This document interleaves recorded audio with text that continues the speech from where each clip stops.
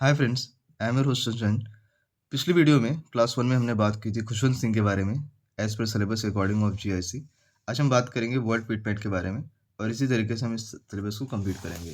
तो जब हम वर्ल्ड विटमैन के बारे में बात करते हैं तो वर्ल्ड विटमैन के बारे में हमें दिखाया जाता है कि ये अमेरिका के बहुत ही फेमस पोएट में से एक हैं, जिन्होंने अमेरिका में पोएट्री के टर्म्स में बहुत बड़ा रेवोल्यूशन लाया।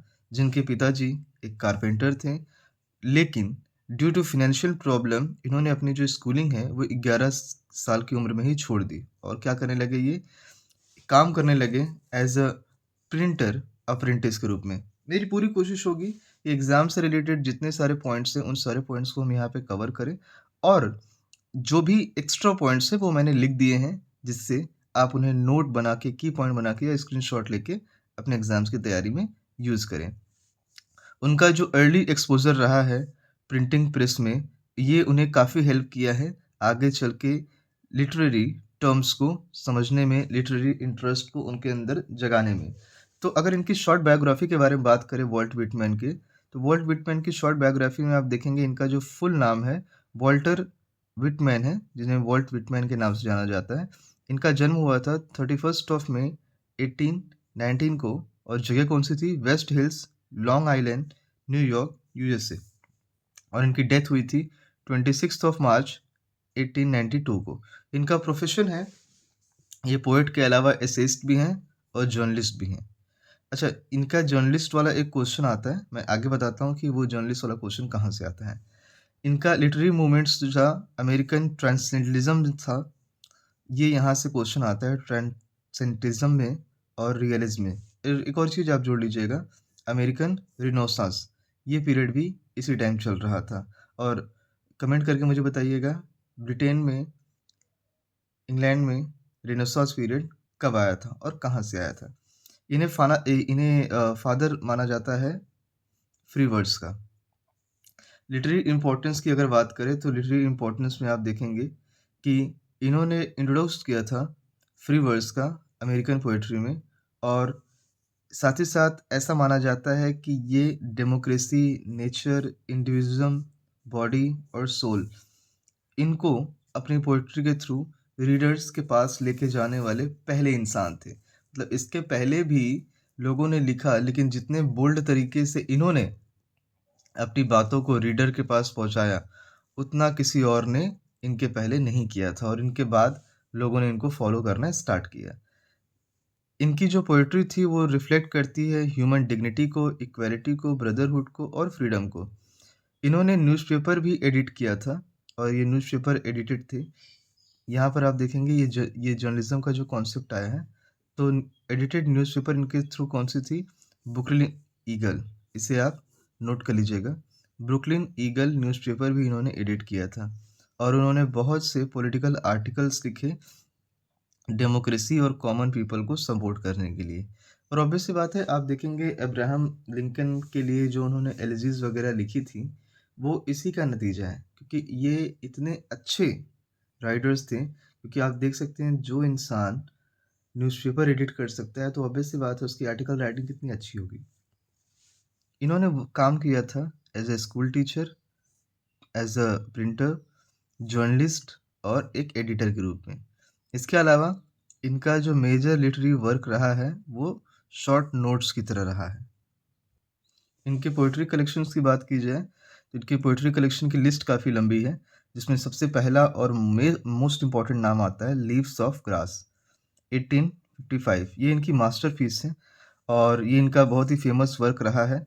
इसे मैग्नम ओपस भी कहा जाता है। ऑब्वियस सी बात है, किसी भी राइटर का अगर कोई फेमस वर्क है तो उसे आप मैग्नम ओपस कहते हैं। और इसमें शुरुआत में 12 पोएम्स थी। इसमें ये कलेक्शन ऑफ पोएम्स है जो हर साल अपने रिवाइज़्ड एडिशन के साथ आता रहा। इस लीव्स ऑफ ग्रास की जो पर्टिकुलर थीम थी उसमें democracy, nature, self, body and soul, love, freedom, ये सारी चीज़ें वहाँ पर शामिल थी। अब आप इसके बाद आगे देखें तो इसका जो फाइनल एडिशन आता है वो 1892 में आता है, जिसे कहा जाता है डेथ बेड एडिशन। इसे आप याद रखिएगा, एग्ज़ाम में पूछा जाने वाला पॉइंट है। डेथ बेड एडिशन कहा गया, और इन्होंने इसे डेडिकेट किया था लीव्स ऑफ ग्रास को डेडिकेट किया था उन्होंने राल्फ वाल्डो इमर्सन को।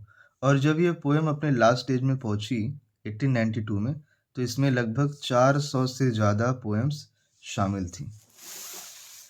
यहाँ देखिएगा,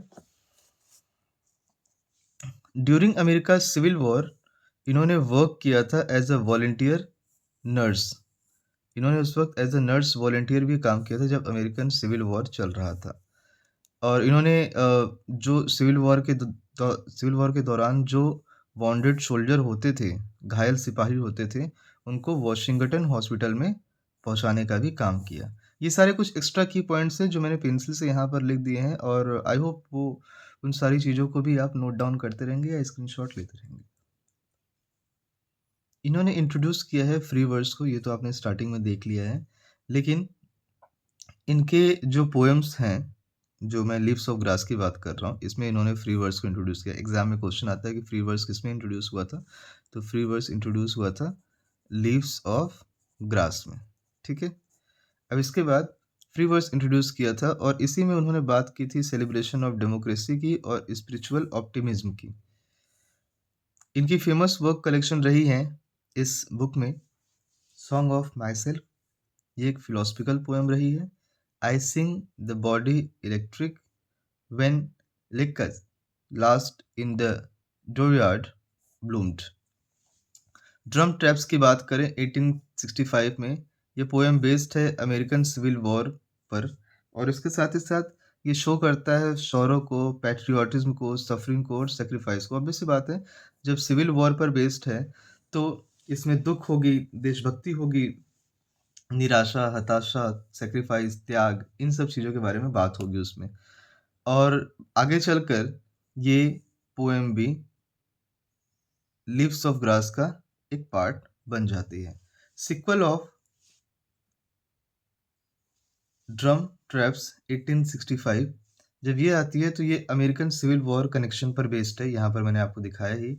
इसमें इंक्लूड किया जाता है लिंकन की एलिजीज को, और इसमें ये ड्रम ट्रैप्स में फेमस पोएम है ओ कैप्टन माय कैप्टन। यहाँ पे नोट करने वाली बात यह है कि वॉल्ट विटमैन कभी भी लिंकन से पर्सनली नहीं मिले थे, बट जितना उन्होंने उनके बारे में जाना, उन्होंने उनके बारे में उतना ही लिखा। एक और चीज़ है यहाँ पर, पैसेज टू इंडिया।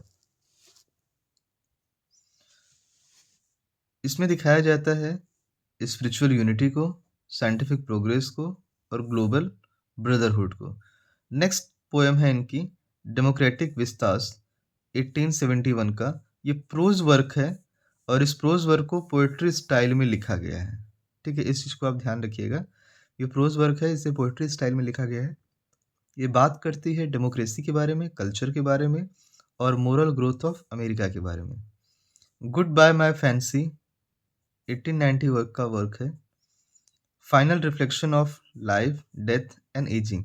आपने इसके पहले खुशवंत सिंह को भी देखा होगा, तो जो खुशवंत सिंह है उन्होंने स्टार्टिंग में तो काफ़ी अच्छी अच्छी चीज़ें लिखी, बट जब वो उम्र के उस पड़ाव पर जाने लगे तो उन्होंने भी लाइफ, डेथ और एजिंग के ऊपर काफ़ी सारी पोएम्स लिखी थी। इंडिविजुअल फेमस पोएम्स में अगर बात की जाए, सॉन्ग ऑफ माई सेल्फ, ये उनका मोस्ट फेमस पोएम है जिसकी थीम रही है self realisation, unity of man, nature and God. O captain my captain, ये एलिजी है अब्राहम लिंकन की डेथ पर। ये एक बहुत ही सिंबॉलिक पोएम रही है और ये उनकी one of the most popular rhythmic poem में से एक है। ओ कैप्टन माय कैप्टन से क्वेश्चन पूछे जाते हैं, सॉन्ग ऑफ माई सेल्फ से क्वेश्चन पूछे जाते हैं, पैसेज ऑफ इंडिया किसने लिखी है इससे क्वेश्चन पूछे जाते हैं, लीव्स ऑफ ग्रास से क्वेश्चन पूछे जाते हैं। यहाँ पर एक नोट वाली बात है कि इन्होंने एक और पोएम लिखी थी, फ्रैंकलिन इवॉन्स 1842। ये एक टेम्परेंस नॉवेल है और ये इन्होंने लिखा था अपने कैरियर के स्टार्टिंग में। नेक्स्ट पेज पे अगर देखें,